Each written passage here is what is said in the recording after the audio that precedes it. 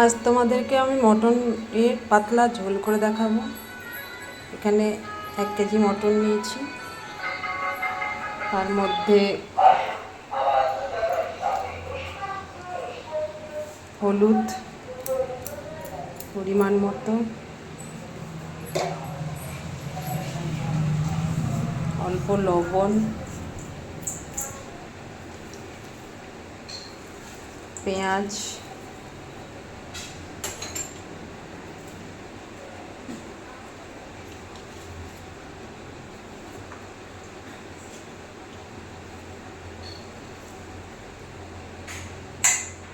এখানে আছে আদা, রসুন, লঙ্কা আর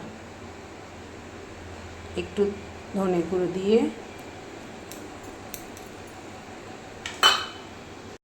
কিছুটা সর্ষের তেল দিয়ে ভালো করে মেখে নিতে হবে।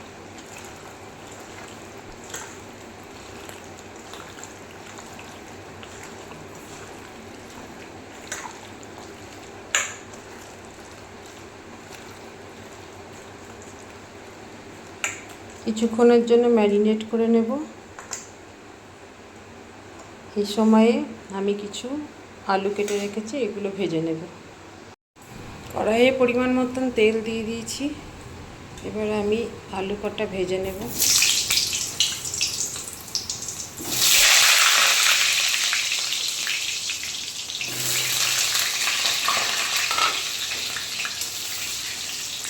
লাল লাল করে আলু কটা ভেজে নেব।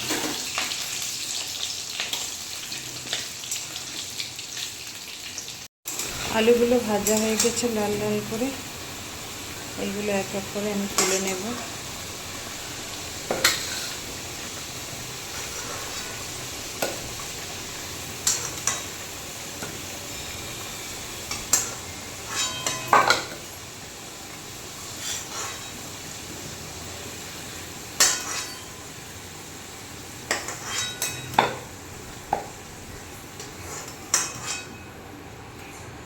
এই তেলের মধ্যে দুটো তেজপাতা, অল্প একটু জিরে ফোড়ন দিয়ে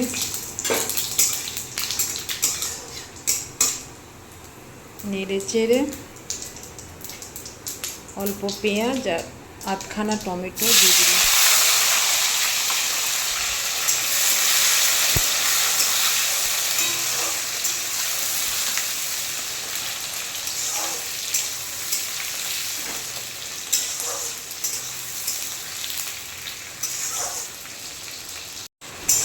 পেঁয়াজটা একটু নরম হয়ে গেলে ম্যারিনেট করা মটনটা দিয়ে দিলাম।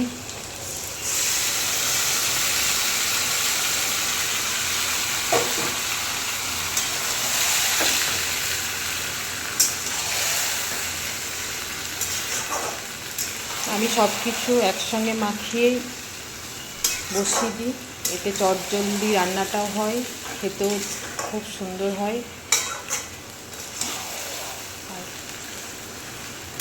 এবার এটাকে ঢেকে মিডিয়াম টু লো হিটে এটাকে আস্তে আস্তে কষাতে হবে। কষানোর পরে মাংসটা যখন এই পর্যায়ে আসবে, কষতে কষতে, তখন এটা একটু জায়ফল, জয়িত্রী, দুটো এলাচ আর লবঙ্গ বেটে রেখেছিলাম, ওইটা দিয়ে দিলাম। ওইটা দিয়ে আর একটু কষতে হবে।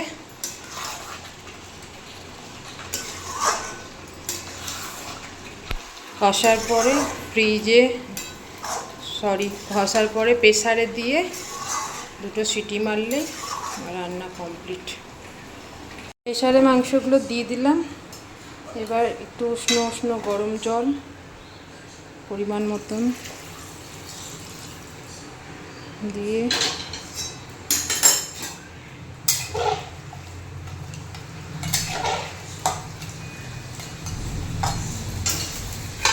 আলুগুলো দিয়ে দিতে হবে।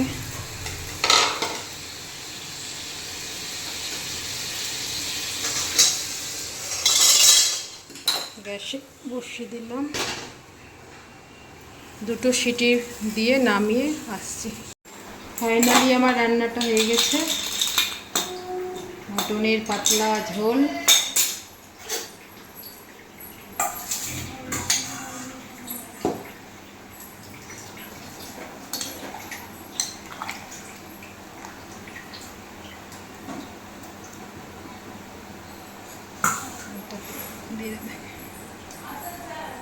আচ্ছা আসেন স্যার।